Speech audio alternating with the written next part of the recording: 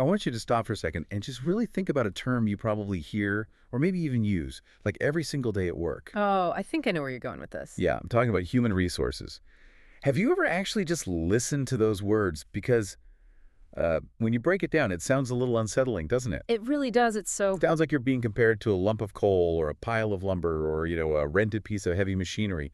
You are a resource Hmm. to be extracted, optimized, used up, and then eventually just replaced. Yeah, it is a profoundly industrial way to describe human beings.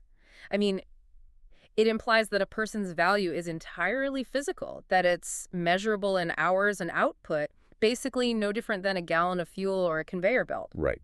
So today, we're completely tearing that concept apart. We're doing a deep dive into the evolution of human talent management, and we're drawing really heavily from Idalberto Chiavenato's foundational text on the subject. It's a fantastic source for this. It really is. And our mission today is to essentially map out this massive underlying theme that has been quietly uh, restructuring the entire working world. We are looking at this radical shift from treating you as a disposable mechanical resource to treating you as an indispensable partner. Because, well, you are now the main source of a company's intellectual capital.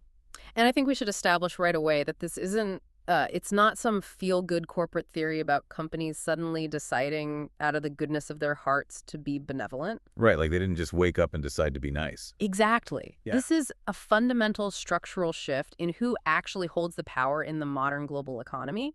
The balance of power has just fundamentally changed, and the way organizations operate is being forced to adapt or, die. Okay, let's unpack this. Because to understand why companies are suddenly so desperate to keep you happy, to offer you flexibility and autonomy, we have to look at how we got here. I always think about this evolution kind of like the evolution of computers. Oh, that's a good comparison. Right. Picture the very first computers. They were these giant, rigid mainframes taking up entire rooms. You didn't really interact with them. You fed them punch cards and waited. You serve the machine. Exactly. You serve the machine. But today, you have a smart home system that anticipates your needs. It learns your habits. It adapts to how you live. The relationship is completely flipped. Yeah, and we can actually map that exact progression onto the three eras of organizational structure that dominated the 20th century in our source text. Walk us through those. Sure, so the first phase is classical industrialization, and that runs roughly from 1900 to 1950. This was the era of the mainframe. It prioritized predictability, routine, extreme efficiency. The assembly line, basically. Exactly. And the underlying philosophy was this concept of the homo economicus, this really rigid idea that people are motivated solely by financial reward. In that environment, people were literally viewed as physical appendages to the machines they operated. You were hired for your muscles and your time. You were quite literally a hand. As in, we need more hands on the factory floor. Your brain wasn't required, and frankly, it wasn't even desired. Right. Then, from about 1950 to 1990, we enter the neoclassical era. And this is a messy transition phase. Messy how? Well, the work environment becomes slightly less mechanistic, and we see the actual human resources departments begin to emerge for the first time. But, and this is key, they operate as these massive bureaucratic organs that dictate all the rules from the top down. So it was an improvement, but you were still ultimately just a resource managed by some distant centralized department. Yes, exactly. But then the internet happens. Globalization just accelerates everything. The whole world speeds up. Right. And we hit the information age, which is from 1990 to the present.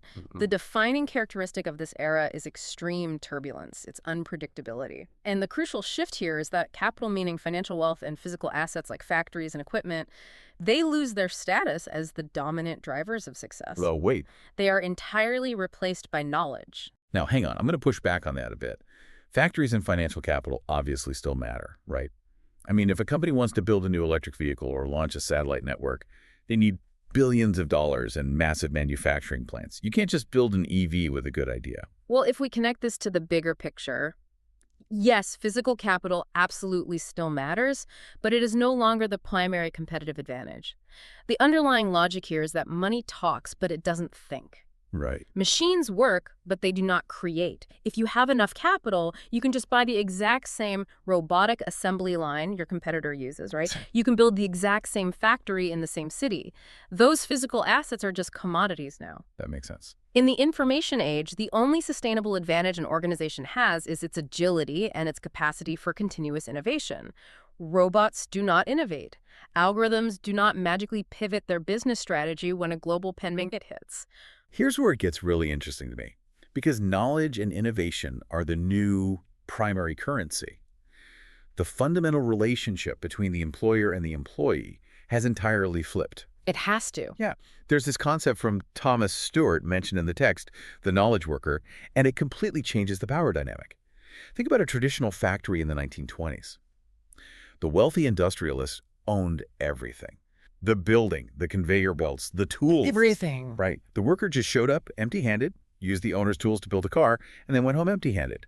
But today, the knowledge worker actually carries the tools of production inside their own head. Yes, the means of production are no longer bolted to the factory floor. They literally walk out the door every evening at 5 o'clock and get into their cars. Wow. And because of that reality, the framework shifts from seeing people as resources to seeing them as partners, or socios in the original text. A partner dynamic is completely different from a resource dynamic. So. Well, a partner invests something into an enterprise. You are investing your effort, your dedication, your specific expertise, and your intellectual capital. And because you are an investor, you expect a reasonable return. And that return is no longer just a weekly paycheck. Look at the McKinsey studies on the employee value proposition, or the EVP. Yeah, the EVP is huge. It's essentially a company's marketing pitch, but aimed at talent instead of customers. Top talent today demands a strong return on their intellectual investment. They require autonomy. They require a culture that actually aligns with their personal values and offers genuine career growth. Exactly. And if a company fails to provide that multifaceted return, the employee doesn't organize a strike. They just walk away. They take the factory inside their head to a competitor. And the loss of a single visionary software architect or, a deeply connected sales director, that can cost a company millions in lost innovation and momentum. The realization that people are voluntary partners who can revoke their investment at any time, it's forced organizations to completely dismantle how they manage their workforce. Which brings us to the actual HR department. I mean, if I am a highly valued intellectual partner, it makes zero sense for my career trajectory, my training, and my daily work life to be dictated by some faceless bureaucrat in a centralized HR office 3 states away. Right. The old system simply breaks down under these conditions. It really does. What's fascinating here is that it forces a core structural change in modern management. Managing people becomes a line responsibility while HR transitions to a staff function. Okay, let's break down how that actually functions in practice, because that's a lot of corporate jargon. Fair enough. So in organizational design, the line refers to the direct chain of command. It's your direct manager, their department director, the vice president. The people actually doing the core business. Right. The staff refers to advisory or support departments outside that direct chain, so like legal, accounting, or HR. Making management a line responsibility means the actual day-to-day management, the hiring, evaluating, and coaching of an employee is executed entirely by their direct manager. HR steps back. They become a staff function, acting purely as internal consultants. They are there to advise, provide data, and train the manager not to do the managing for them. Okay, I want you, the listener, to imagine your current manager right now. Maybe they are a brilliant supply chain logistics expert or a genius coder, but they have the emotional intelligence of a toaster. That's a very real scenario. Right. Under this decentralized model, this person is suddenly entirely in charge of hiring, firing, evaluating, and developing your career without an HR representative stepping in to handle the human side of the equation. Doesn't that sound like a recipe for immediate chaos? It is a massive vulnerability, absolutely, which is why the role of HR has to evolve from policing to coaching. They have to teach that toaster how to be an effective leader. How do they do that? Well, Hewlett-Packard provides a perfect case study for this transition. HP realized their centralized HR was just too slow and totally disconnected. So they took their HR professionals out of the back office and turned them into strategic partners embedded within different business units. Oh, interesting. Yeah, their job was no longer to process payroll or approve vacation days. Their job was to train those line managers on how to evaluate talent, how to communicate vision, and how to build a resilient team culture. So they basically act as coaches for the coaches. Precisely. There's another example in the text, Cosmopolita SA, and they did something very similar. Their HR director, Marcia Guerrero, audited her department and realized her team was just drowning in bureaucratic busywork. Forms and filings. Exactly. So she aggressively outsourced the administrative tasks. She literally hired third-party vendors to handle payroll, manage the company cafeteria, even run the employee transport shuttles. By clearing the deck of all that administration, her internal HR team could focus 100% of their energy on strategic talent enrichment and leadership training. They removed the low-value frictions so they could actually focus on treating their workforce like intellectual partners. But, even if HR successfully trains the managers, translating this theory into the daily life of an employee requires a foundational shift in organizational culture. And culture is tough.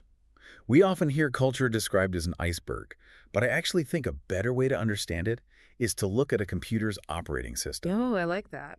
The visible part of a company, the formal structure, is like the apps you see on your screen. It's the org chart, the written policies, the employee handbook. That's what the company says it does. Right, but the background code running everything silently underneath, that's the informal culture. It's the unwritten beliefs, the actual assumptions people make about what gets rewarded, the unspoken values. Right. It dictates how people truly behave when leadership isn't looking. And you can change the employee handbook, delete an app or install a new one. But if the underlying cultural code remains the same, the system will just keep crashing. The old habits will completely override the new rules. So how do you actually rewrite that background code? How do you change deep-seated corporate habits so you're not just constantly crashing? You implement genuine empowerment. And I don't mean empowerment as some corporate buzzword printed on a break room poster. We've all seen those posters. Oh, exactly. I mean, the strict structural definition of the term. Empowerment requires actively stripping the manager of their traditional monopoly on power, information, and resources. Wow, okay. It means transmitting decision-making authority directly down to the individual employees. You give them the budget, the data, and the total autonomy to act without constantly seeking permission. Jan Carlson's turnaround of Scandinavian Airlines, or SAS, is the perfect illustration of rewriting that code. He took over an airline that was really struggling and looked at the traditional corporate pyramid. The frontline workers at the bottom served the managers served the directors, and everyone's attention was basically focused upward toward the CEO. Right. Carlson realized this structure was fatal in a service industry. The airline only generated value during what he called moments of truth, the 15-second window when a baggage handler or a flight attendant or a ticketing agent interacted directly with a customer. Because if a passenger has a problem at the gate, right, and the ticketing agent has to call a supervisor who then has to check a policy manual, that moment of truth is already lost. Yeah. The customer is already alienated. So Carlson did something crazy. He flipped the entire organizational pyramid upside down. Management no longer existed to dictate terms to the front line. Management's exclusive purpose became serving the frontline workers. That's a huge shift. Massive. The executives existed to clear roadblocks, provide resources, and ensure those ticketing agents had the total autonomy to solve customer problems right there on the spot. The people at the very edge of the company were treated as trusted intellectual partners, capable of making immediate operational decisions. Turning the pyramid upside down is a bold move, but it collapses if you are still hiring and evaluating people using an industrial mindset. To sustain this kind of radical empowerment, the fundamental mechanics of your job, the entire employee life cycle, has to be revolutionized. So what does this all mean for the nuts and bolts of a job? Let's walk through the mechanics of that modern life cycle, maybe starting with how a person actually gets hired in this new paradigm. Sure. So under the old model, selection was a very molecular process. A specific rigid job description was created, basically a square hole, and HR searched for a candidate with the exact square-shaped resume to fill it. Very static. Extremely static. In the information age, selection shifts to a macro view. Companies aren't just filling a vacancy anymore. They are acquiring adaptable intellectual capital. Ah, right. They're looking for a talented individual who aligns with that underlying cultural code we talked about and who possesses the cognitive flexibility to solve problems that don't even exist yet. Because the specific role they are hired for might become completely obsolete in 12 months, so they hire for the capacity to learn and pivot. Okay, so once you are hired, the way you are evaluated has to change too, because the traditional annual performance review is basically the ultimate relic of the industrial age. Oh, it really is. It's a deeply passive experience. You just sit in a room while a manager hands you a report card detailing mistakes you made 9 months ago. And that backward-looking model is rapidly being replaced by systems like APPO, which stands for Participatory Performance Evaluation by Objectives. And the mechanism here is completely different. Instead of a unilateral judgment, APPO is a forward-looking, mutual negotiation between you and your manager. Okay. You sit down together and negotiate the specific, measurable goals you will achieve over the next quarter or year. But wait, how does a mutual negotiation actually work if the boss still holds the keys to my promotion and my budget? Doesn't the manager just dictate the goals anyway at the end of the day? They can't, because APPO fundamentally changes the manager's role too. In this system, the manager's own performance evaluation is tied directly to whether or not their team achieves these negotiated goals. Oh, wow. Yeah. The manager is no longer a judge. They become a facilitator. During the negotiation, if the manager sets a really aggressive goal, the employee has the leverage to negotiate for the resources, the budget, or the training necessary to hit that goal. It forces genuine alignment because both parties share the risk of failure. That makes total sense. It changes the dynamic from evaluate me to equip me. Exactly. And organizations are pairing this with 360-degree reviews, which honestly sounds a bit terrifying at first. You can be. Your boss evaluates you, but you also evaluate your peers, your subordinates, and crucially, you evaluate your boss. The immediate pushback I always hear on 360 reviews is that it just turns the office into a high school popularity contest. Like, if I have to review my peers, we might all just agree to give each other great scores. And that is a real risk if the system is poorly designed. Right. But mechanically, a proper 360 review prevents the popularity contest by triangulating the feedback. Triangle. Yeah.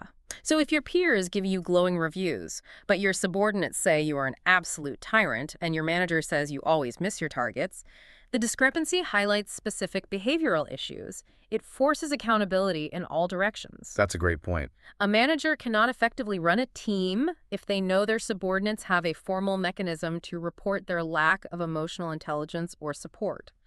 It basically acts as a built-in check against toxic leadership. Which brings us to the final and arguably most important piece of the life cycle, the money. Remuneration. The industrial model was incredibly straightforward. You hold a specific job title, therefore you receive a fixed salary based on a market average. And maybe you get a 2% cost of living increase if you don't get fired. Right. But a fixed salary for a static role only rewards mere attendance. It doesn't incentivize a partner to invest extra intellectual capital. The modern model relies heavily on variable pay and competency-based pay. So paying for skills. Exactly. The mechanism here is that you are compensated not just for your job title, but for the new skills you acquire and the actual measurable results you deliver. This explains the massive rise in profit sharing, stock options, and performance bonuses across non-executive roles. If you are truly an intellectual partner investing your brain power into the company, you should inherently share in the financial upside when that capital generates a win. Absolutely. You share the risk during the APPO negotiation, and you share the reward in the variable pay structure. It creates a closed loop of incentive. The organization isn't just buying your time anymore. They are buying a stake in your continuous output. When you look at all these pieces together, the shift to macro selection, the mutual goal negotiation, the multi-directional feedback, and variable pay, you see a massive transition in how companies maintain order. They are abandoning explicit control. Because explicit control relies on thick rulebooks, time clocks, and an HR department constantly policing minor infractions. Right. They are replacing it with implicit control. And implicit control operates on the assumption that if you hire highly capable people, train them rigorously, align them with a shared set of values, and tie their financial success directly to the company's success, well, you no longer need to manage their daily movements. You just trust them. Yes, you trust them to make the right decisions because you have structurally aligned their interests with the organization's interests. You manage the environment, not the person. Let's summarize the journey we've mapped out today. We started in the classical era, where workers were basically viewed as mindless physical extensions of factory machines. We navigated the heavy, centralized bureaucracy of the neoclassical era and finally arrived in the turbulent information age. Where we are now. Right. We are operating in an economy where your brain, your knowledge, your adaptability, your creativity is the single most valuable asset a company can leverage.